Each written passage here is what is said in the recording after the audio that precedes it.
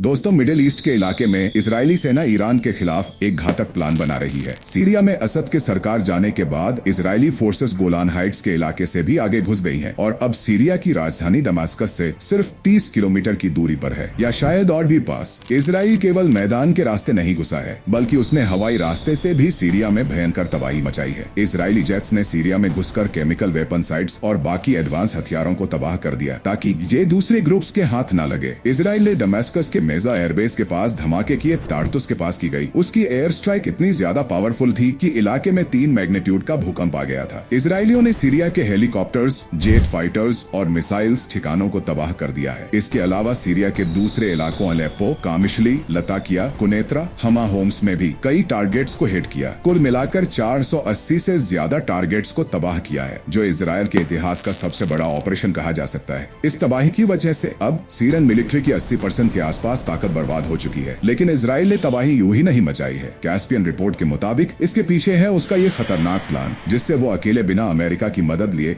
Iran को target कर सकेगा। इजराइल सीरिया के हिस्सों को बफर जोन बनाने के नाम पर न केवल कब्जा रहा है, बल्कि एक एयर कॉरिडोर बनाने की कोशिश कर रहा है, जिससे उसके जेट्स की पहुंच ईरान तक हो जाएगी। अगर इजराइल इस प्लान में कामयाब हो जाता है तो पूरे मिडिल ईस्ट की कहानी बदल जाएगी। दोस्तों, हम सब जानते हैं कि इजराइल की ताकत है उसकी एयरफोर्स, लेकिन जब तक सीरिया में असद की सरकार थी तब तक वो चाहकर भी उनके एयर स्पेस का इस्तेमाल नहीं कर पा रहा था, खासकर ईरान को निशाना बनाने के लिए। इसलिए उसने सत्ता बदलने के बाद सबसे पहले सीरिया के एयर डिफेंस सिस्टम को निशाना बनाना शुरू किया और अब इजरायली जेट्स के लिए सीरिया के ईस्टर्न बॉर्डर के 600-700 किलोमीटर तक का रास्ता साफ हो गया है। अब इजराइल अपने टैंकर एयरक्राफ्ट को सीरिया के ईस्टर्न बॉर्डर के पास तक ले जा सकता है, जिससे इजरायली फाइटर जेट्स ईरान तक जाकर वापस फ्यूल खत्म हुए बिना आ सकते हैं। ये पहले पॉसिबल नहीं था, लेकिन अब कहानी बदल चुकी है। दोस्तों, 2 तरह के प्लेन होते हैं। एक होता है टैंकर एयरक्राफ्ट। इसका काम होता है फाइटर जेट्स में हवा में ही तेल भरना, ताकि बिना रुके फाइटर प्लेन ज्यादा दूरी तक जा सके और तबाही मचा सके। ये टैंकर एयरक्राफ्ट भारी होते हैं और कम स्पीड से उड़ते हैं, इसलिए इनको आसानी से नीचे से निशाना बनाया जा सकता है। वहीं जो फाइटर जेट्स होते हैं उनका तो काम ही होता है तबाही मचाना, और वो इतने तेज उड़ते हैं कि कई बार तो वो एयर डिफेंस को चकमा भी दे देते हैं। सत्ता बदलने से पहले सीरिया के पास दुनिया की सबसे ज्यादा एडवांस्ड एयर डिफेंस टेक्नोलॉजी थी, जो उसे रशिया से मिली थी, जैसे कि SA-17, SA-22, SA-6, SA-8 और SA-5। अब इनको इजराइल के F-25 जेट्स तो चकमा दे सकते थे, लेकिन टैंकर एयरक्राफ्ट्स नहीं। और ऐसा नहीं है कि सारे जेट्स गुजर जाते इलाके से। सीरिया का एयर डिफेंस सिस्टम बहुत मजबूत था। जैसे इसने एक बार तो इजराइल F-16 जेट को भी साल 2018 में मार गिराया था। इसलिए इजरायली टैंकर एयरक्राफ्ट्स के लिए सीरिया के आसमानों के ऊपर तक उड़ना पॉसिबल ही नहीं था। इसलिए इजरायली जेट्स कुछ खास नहीं कर सकते थे। सीरिया में और इजराइल से ईरान तक जाकर वहां तबाही मचाकर वापस आना तो सोचा भी नहीं जा सकता था, क्योंकि दूरी बहुत ज्यादा थी। इजरायली F-35 जेट्स करीब 2100 किलोमीटर तक तो जा सकते हैं, लेकिन जैसे अगर इजराइल रमात डेविड एयरबेस से अपने F-35 लॉन्च करे तो ईरान की राजधानी तेहरान तक जाना और वापस आना कम से कम 3000 किलोमीटर का सफर होगा, जो इन जेट्स के रेंज से ज्यादा है। प्लस ये अपने साथ कोई फ्यूल टैंक्स नहीं ले जा सकते थे, क्योंकि जेट्स जितना ज्यादा पेलोड अपने साथ ले जाते हैं, हथियार ले जाते हैं, उतना ही ज्यादा रिस्क होता है इनको निशाना बनाए जाने की, क्योंकि ईरान का एयर डिफेंस सिस्टम भी बहुत तगड़ा है। और अगर इन जेट्स पर एक्सटर्नल फ्यूल टैंक्स लगा भी दिया गया तो भी इनकी रेंज बढ़कर सिर्फ 2700 किलोमीटर के आसपास ही होगी, जो फिर भी कम है। इसलिए इजराइल चाहे जितना सिर पटक लेता, लेकिन उसके लिए ईरान पर अमेरिका के मदद के बिना जेट से हमला करना पॉसिबल नहीं था। लेकिन अब सब कुछ बदल गया है।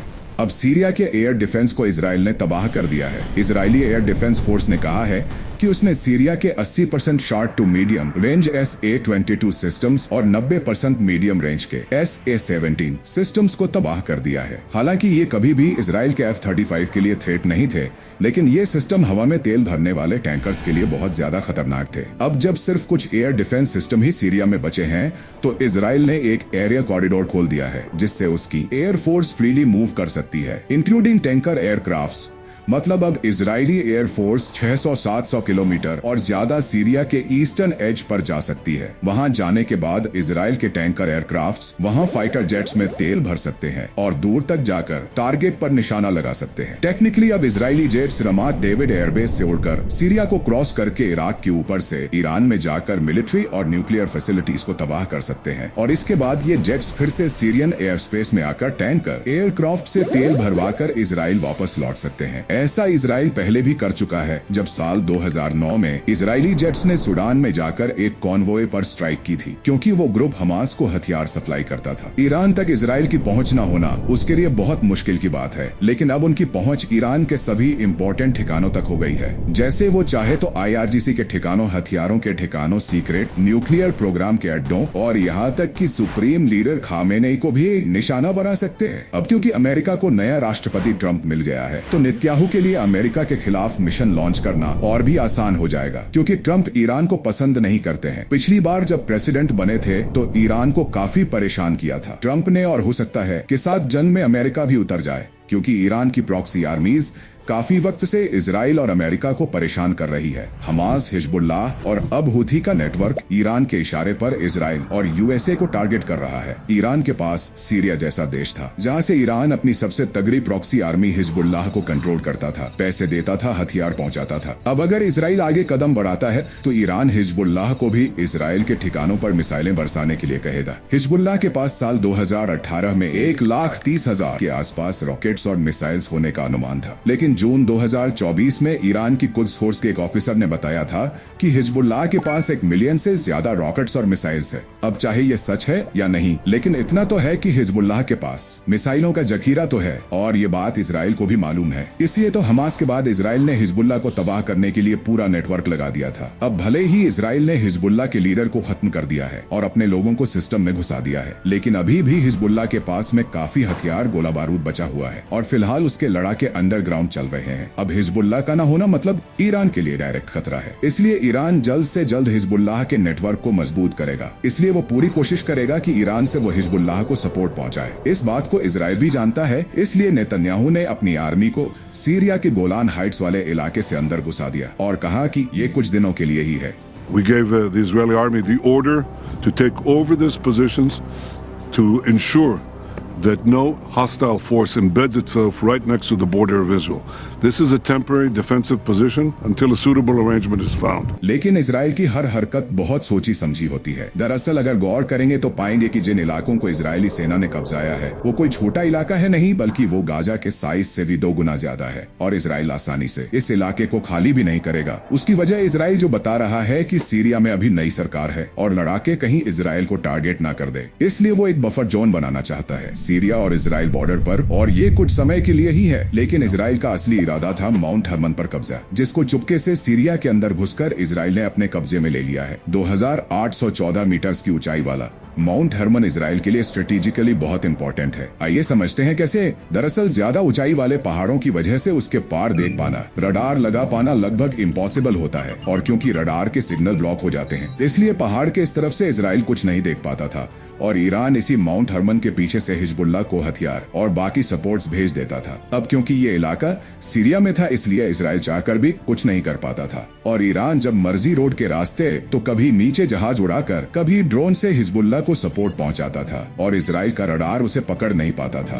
और इसी की आड़ लेकर कई दफे इजराइल के इलाकों में मिसाइलें भी दाग चुका है। तो इजरायली बॉर्डर के बिल्कुल नजदीक इस माउंट हर्मन का फायदा ईरान को मिलता था। मगर अब गेम इंटरेस्टिंग हो गया है, क्योंकि इजराइल ने माउंट हर्मन पर अपना झंडा गाड़ दिया है, और यहाँ से अब इजराइल के रडार लेबनान और सीरिया दोनों इलाकों में दूर तक नजर रख सकेंगे। हर लो फ्लाइंग प्लेन और ड्रोन को आसानी से पकड़ लेंगे। साथ ही साथ हिजबुल्लाह की मूवमेंट पर भी आसानी से इजराइल अब नजर रख सकेगा। और अब ईरान के लिए सबसे बड़ी प्रॉब्लम है कि वो हिजबुल्लाह को सपोर्ट कैसे करेगा, और ईरान के सपोर्ट के बिना फिलहाल हिजबुल्लाह तरबितर हो चुका है। हिजबुल्लाह के चीफ ने भी पिछले दिनों मान लिया कि उन्होंने अपना सीरिया वाला सप्लाई रूट गवा दिया है। इसके साथ पिछले दिनों हमने देखा था कि हिजबुल्लाह चीफ हसन नसरुल्लाह के बाद इजराइल ने हिजबुल्लाह के सभी टॉप कमांडर्स को निशाना बनाया है, और उनकी जगह पर मोसाद के एजेंट्स को ही प्लांट कर दिया है, जिसकी वजह से फिलहाल ईरान की मदद के बिना हिजबुल्लाह का वापस जल्दी खड़े हो पाना और इजराइल पर मिसाइलें दाग पाना मुश्किल लग रहा है। मतलब इस बार इजराइल न केवल ईरान की प्रॉक्सीज को टारगेट कर रहा है, बल्कि वो ईरान तक अपने जेट्स की पहुंच बनाना चाहता है। दोस्तों, अभी तक ईरान और इजराइल के बीच दिखावा के लिए ही रॉकेट डराई हुई है, लेकिन अब पॉसिबिलिटी है फुल स्केल वॉर की। लेकिन क्या ईरान इसके लिए तैयार है? दोस्तों, तमाम सारे बैंस के बाद अब ईरान बहुत सारे हथियार अपने देश में ही बनाता है। बैलिस्टिक मिसाइलों के मामले में